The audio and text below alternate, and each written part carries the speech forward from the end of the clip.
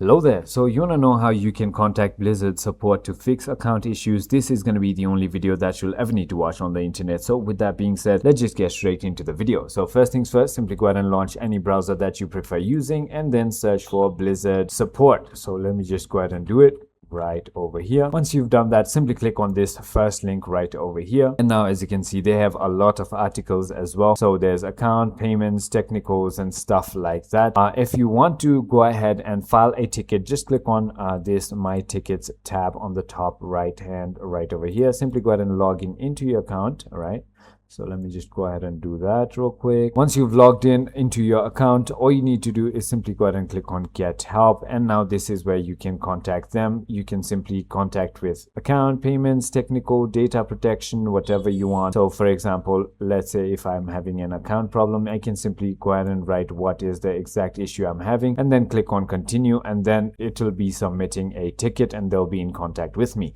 So that is about it. I hope this video was helpful to you. If it was, hit that like button and I'll see you on the next one.